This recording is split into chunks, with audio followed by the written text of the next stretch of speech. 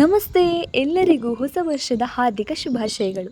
ಇವತ್ತಿನ ವಿಡಿಯೋದಲ್ಲಿ ನಾನು ವಿಶೇಷವಾಗಿ ಈಶ್ವರಿ ಬಳ್ಳಿಯ ಔಷಧಿಯ ಮಹತ್ವದ ಬಗ್ಗೆ ನಾನು ನಿಮಗೆ ತಿಳಿಸಿಕೊಡ್ತಾ ಇದ್ದೇನೆ. ಸೊ ವಿಡಿಯೋವನ್ನು ಪೂರ್ತಿಯಾಗಿ ನೋಡಿ. ಇದರ ವೈಜ್ಞಾನಿಕ ಹೆಸರು ಅರಿಸ್ಟೋಲೋಕಿಯಾ ಇಂಡಿಕಾ. ಇದನ್ನು ಬೇರೆ ಬೇರೆ ಹೆಸರುಗಳಿಂದ ಕರೆಯಲಾಗ್ತದೆ. ವಿಷಾಪಹ, ಸುನಂದ, ಈಶ್ವರಿ ಬೇರು, ಅರ್ಘಮೂಲ, ರುದ್ರಜಟ. ಹೆಚ್ಚಾಗಿ ನಾವು ದಕ್ಷಿಣ ಭಾರತದಲ್ಲಿ ಕಾಣುವಂತಹ ಔಷಧೀಯ ಸಸ್ಯ ಗುಡ್ಡಗಾಡು ಪ್ರದೇಶಗಳಲ್ಲಿ ಹೆಚ್ಚಾಗಿ ಬೆಳೀತದೆ. ಬಳ್ಳಿಯ ರೂಪದಲ್ಲಿ ಇರುವಂತಹ ಈ ಔಷಧೀಯ ಸಸ್ಯ ಮರ ಅಥವಾ ಯಾವುದಾದ್ರೂ ಆಧಾರವನ್ನು ಹಿಡ್ಕೊಂಡು ಬೆಳೀತದೆ. ಈ ಬಳ್ಳಿಯಲ್ಲಿ ಬೀಜವನ್ನು ಬಿಡ್ತದೆ, ಹಾಗಾಗಿ ಹೊಸ ಸಸ್ಯವನ್ನು ನಾವು ಬೆಳಿಬೋದು. ನಾನೀಗ ತೋರಿಸ್ತಾ ಇದ್ದೇನಲ್ಲ, ಈ ಈಶ್ವರಿ ಬಳ್ಳಿಯ ಬೇರು ಸಾಧಾರಣ ಒಂದು 8 ವರ್ಷಗಳು ಕಳೆದಿದೆ. ಹಾಗಾಗಿ ಗಿಡ ತುಂಬ ಬೆಳೆದಿದ್ದರಿಂದ ಇದರಲ್ಲಿ ಬೀಜ ಆಗಲಿಕ್ಕೆ ಶುರುವಾಗಿದೆ. ನಾನೀಗ ತೋರಿಸ್ತಾ ಇದ್ದೇನಲ್ಲ, ಇದು ಈಶ್ವರ ಬಳ್ಳಿಯ ಬೀಜ. ಈ ಬೀಜ ಸಾಧಾರಣ ದೊಡ್ಡ ಗಾತ್ರದಲ್ಲೇ ಉಂಟು, ನೋಡಲಿಕ್ಕೆ ತುಂಬ ಚೆಂದ ಉಂಟು. ಈ ಗಿಡದ ಬಗ್ಗೆ ನಿಮಗೆ ಗೊತ್ತಾದರೆ ಈ ಗಿಡವನ್ನು ನೀವು ಬೆಳೆಸದೇ ಇರಲಿಕ್ಕೆ ಸಾಧ್ಯನೇ ಇಲ್ಲ. ಹಾಗಾದರೆ ನೋಡುವ ಏನೆಲ್ಲ ಔಷಧೀಯ ಗುಣ ಉಂಟು ಅಂತ ಹೇಳಿ. ಮುಖ್ಯವಾಗಿ ಈ ಗಿಡದ ಹತ್ರ ಹೋಗುವಾಗಲೇ ನಿಮಗೆ ಪರಿಮಳ ಬರಲಿಕ್ಕೆ ಶುರುವಾಗ್ತದೆ. ಇದರ ಎಲೆ ಇರ್ಬೋದು, ಬೇರೆ ಇರ್ಬೋದು, ತುಂಬ ಪರಿಮಳ. ಇದರಿಂದ ನೀವು ಈ ಈಶ್ವರ ಬಳ್ಳಿಯನ್ನು ಗುರುತು ಹಿಡಿಬೋದು. ಹಾಗೆ ಈ ಗಿಡವು ನಮ್ಮ ಮನೆಯಲ್ಲಿ ಉಂಟು ಅಂತ ಹೇಳಿದರೆ ಆ ಸಮಯದಲ್ಲಿ ವಿಷಜಂತುಗಳಿರ್ಬೋದು, ಹಾವಿರ್ಬೋದು ನಮ್ಮ ಮನೆಯನ್ನೇ ಸುಳಿಯೋದಿಲ್ಲ ಅಂತ ಹೇಳಿ ಕೂಡ ಹೇಳೋದುಂಟು. ಇಂತಹ ಅಮೂಲ್ಯವಾದ ಔಷಧೀಯ ಸಸ್ಯವನ್ನು ಬೆಳೆಸಲಿಕ್ಕೆ ತುಂಬ ಕಷ್ಟ ಉಂಟು. ಫಲವತ್ತತೆಯ ಮಣ್ಣನ್ನು ನೋಡಿಕೊಂಡು ಇಂತಹ ಗಿಡಗಳು ಬೆಳೆಯುವಂಥದ್ದು. ಈಶ್ವರ ಬೇರಿಗೆ ಆ ಈಶ್ವರ ದೇವರ ಆಶೀರ್ವಾದ ಉಂಟು ಅಂತ ಕಾಣ್ತಿದೆ. ಹಾಗಾಗಿ ಇದಕ್ಕೆ ಈಶ್ವರ ಬಳ್ಳಿ ಅಂತಲೇ ಹೆಸರನ್ನು ಇಟ್ಟಿದ್ದಾರೆ. ನಾನೀಗ ತೋರಿಸ್ತಾ ಇದ್ದೇನಲ್ಲ, ಇದು ಈಶ್ವರ ಬಳ್ಳಿಯ ಬೀಜ. ಈಶ್ವರ ಬಳ್ಳಿಯ ಬೀಜವನ್ನು ನಿಮಗೆ ಎಳತ್ತಿನ ಗಿಡಗಳಲ್ಲಿ ನೋಡಲಿಕ್ಕೆ ಸಿಗೋದಿಲ್ಲ. ಸಾಧಾರಣವಾಗಿ ಅದು ಬೆಳಿಬೇಕು ಅಂದರೆ ಇದೀಗ ಒಂದು 8 ವರ್ಷ ಆಗಿದೆ. ಆಮೇಲೆ ನಾವು ಈ ಬೀಜವನ್ನು ಈ ವರ್ಷ ನೋಡ್ತಾ ಇದ್ದೇವೆ. ಹಾಗಾಗಿ ಈ ವಿಡಿಯೋವನ್ನು ನಾನು ಹಾಕ್ತಾ ಇದ್ದೇನೆ, ಒಟ್ಟಿಗೆ ಗಿಡದ ಪರಿಚಯ ಹಾಗೆ ಬೀಜದ ಪರಿಚಯವನ್ನು ಮಾಡುವ ಅಂತ ಹೇಳಿ.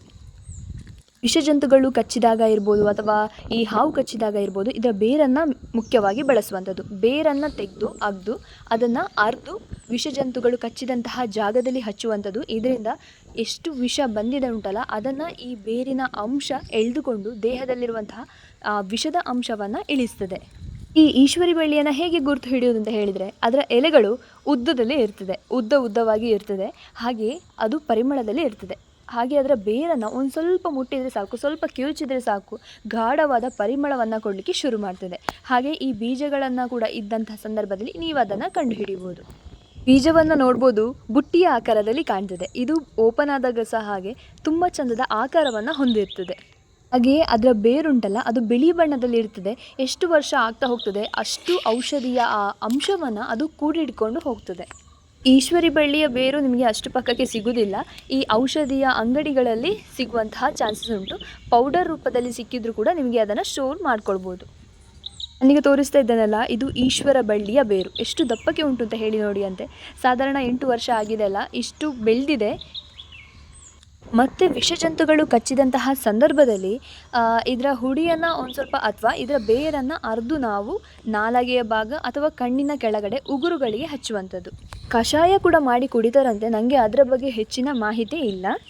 ಈ ಈಶ್ವರಿ ಬಳ್ಳಿಯ ಬಗ್ಗೆ ಹೆಚ್ಚಿನ ಜನರಿಗೆ ಮಾಹಿತಿಯೇ ಇರುವುದಿಲ್ಲ.